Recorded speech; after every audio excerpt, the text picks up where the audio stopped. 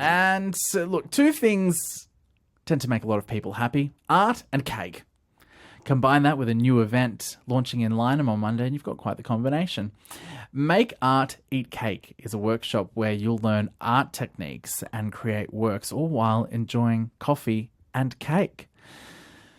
It's led by local artist Marianne Metis. Marianne is the director of the Access Art Academy and is our guest for What's Cooking this afternoon. Hello, Marianne. Hello. What do you like in the kitchen? What do I like in the kitchen? Yeah, you're a bit of a cook extraordinaire. Not quite. I actually like it when other people are in the kitchen for me. Oh, that's quite nice. We'll get into your recipe or your dish that you want to bring to the table today.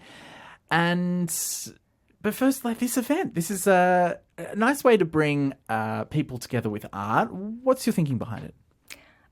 There's a lot of art events around Canberra that are about like paint and sip, and they're often kind of fueled by alcohol. And I think there's a lot of people that don't necessarily need alcohol or want alcohol. And I believe strongly that, the art should be about liberating yourself, and you can do that without. You can do that with a sugar high. Yeah, you can do that with the art, and you don't need anything else. Yeah, right, okay. So what is the Access Art Academy? Access Art Academy is a creative business that I launched. I launched it a couple of years ago, but I've relaunched it again this year. And basically, I'm a professional puppeteer and I'm a qualified artist.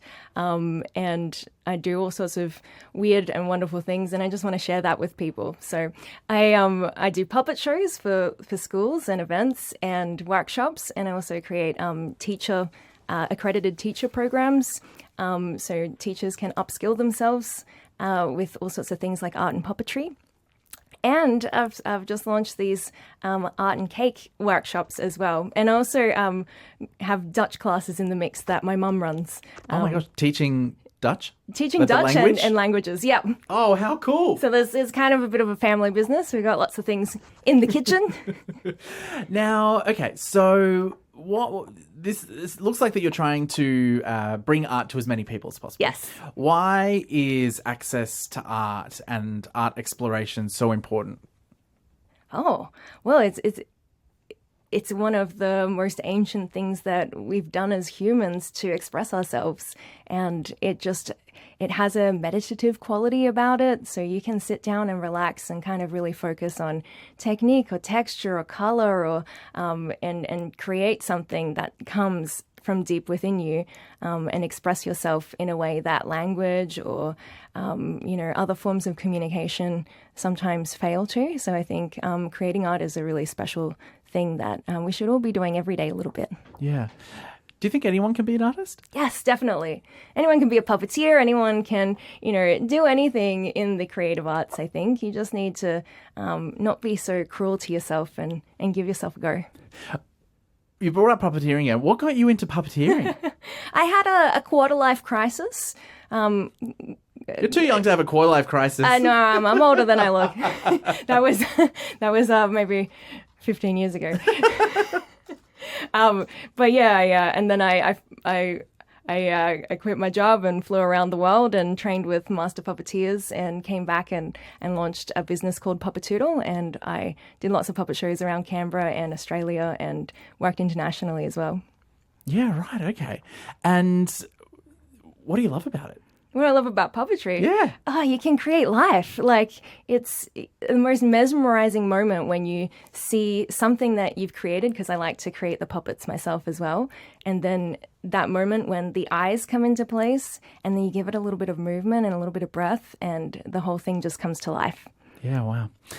You're on 666 ABC Radio Canberra. I'm James Findlay, and with you is Marianne Metis, who's the director of the Access Art Academy. She's here for What's Cooking today, and she's got a new event launching in Lynham. It's Make Art, Eat Cake.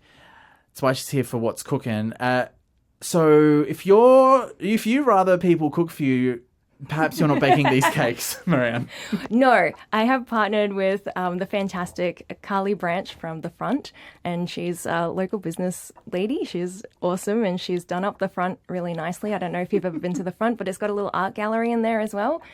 So it's the perfect place to have this kind of event because we can kick back, and they're making special cakes just for these events, I think, and you get a really nice quality barista coffee, and then we'll learn some art techniques. Okay. So, look, this is What's Cooking. So I've got to ask you your go-to if you're going to impress someone with something that you've cooked. What is it going to be? Well, hopefully it impresses. I'm not... So I speak Dutch. Dutch is my first language. And in Dutch, you have a saying, I'm not a kitchen princess. So I think that's me. I'm not a kitchen princess. But I am tonight going over to my mum and dad's place, and we're going to cook up a traditional Dutch meal. So in Dutch, in the Netherlands, you have a lot of...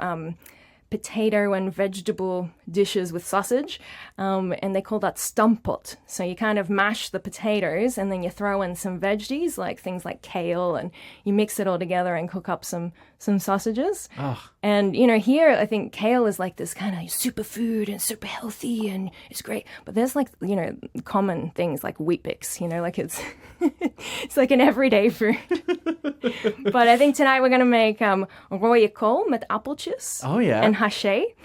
So that's a red cabbage with little pieces of apples and some spices, and so you stew that up, and then you're going to make a meat sauce like a beef stew. Oh, yeah. And then sprinkle that on top with some potatoes, and yeah, it'll be fantastic. Oh, that sounds great. One thing I loved eating when I was visiting the Netherlands was those kind of waffle biscuity things that I remember having one of the shape of a heart. Oh, are you not thinking about the Belgian waffles? No. But These were very thin. Correct? Yeah, no. It's because I was visiting my friend and we went to a market and they had them there. Yeah. But I remember, no, they're not trivial. They're a biscuit. Yeah, okay. Kind of like a biscuit. Stroopwafel? Yes, that's it. Yeah. Yeah, great. Yep. Anyway, that's my contribution to the Dutch food. So if anyone wants more information on your Make Art Eat Cake, where do they go? They can go to my website, accessartacademy.com, one word. Or you can probably Google it and find it. There's only maybe 3 spots left on Monday, for Monday morning, but we've launched a whole bunch of new dates. Some of them are already sold out, but we've got some in June and July coming up as well. So great. They should be really exciting. Well, thanks for coming in for What's Cooking and Chukas for the events, and looking forward to talking to you again next time. Thank you so much. Marianne Mattis there. She's the director of Access Art Academy here in Canberra.